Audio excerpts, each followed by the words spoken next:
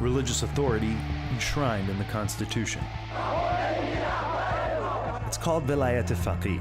It's the guiding principle for Iran's Islamic revolution.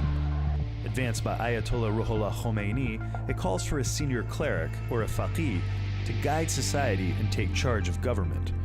Nearly 4 decades on, the theory remains controversial for many Shia theologians.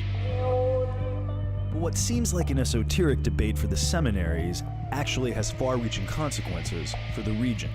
It casts 2 centers of Islamic learning in a rivalry for theological influence. Najaf, Iraq, for centuries the heart of the Shia world, and Qom, the spiritual home to Iran's religious establishment. And it also involves 2 religious leaders, Grand Ayatollah Ali Sistani, who's Iraq's most senior Shia cleric, and Ayatollah Ali Khamenei, the current supreme leader of Iran, each with different views on the role of the faqih. The Iran-Iraq War consolidated theocracy in Iran. It's how Khamenei developed his political acumen. As Qom's influence spread, so did Iran's revolutionary theory. In Lebanon, Hezbollah emerged as the only Shia group outside Iran to formally subscribe to Khomeini's doctrine. But there's no other political system like the Islamic Republic. There are elections, which can be contentious. But the supreme leader presides over the entire system. He appoints clerics and commands the armed forces.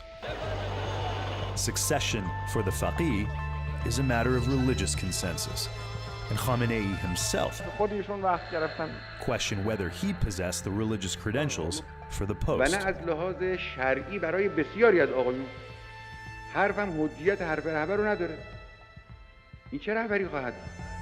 Sistani has never recognized the legitimacy of guardianship. He's acted as a quiet authority, an approach embraced by his mentor, the late Ayatollah Abul Qasim al-Khoei, a state without explicit rule of clerics, yet imbued with Islamic values. Not exactly Khomeini's model of a politicized clergy. When the US invaded Iraq in 2003, Najaf experienced a religious revival, and Sistani emerged as a significant public figure, issuing several fatwas promoting democratic rule in Iraq. The rise of Islamic State and the Shia militias formed in response expanded the schism.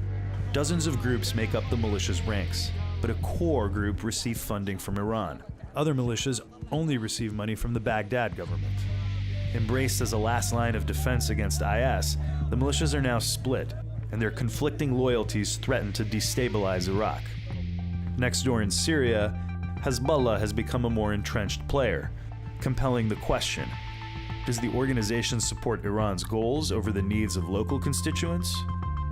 Both these men are in advanced age, Khamenei approaching his 80s, and Sistani almost 90, but he's declined to appoint a successor. And questions of religious authority take on a political dimension, which will affect the direction and shape of Shia politics for the next generation.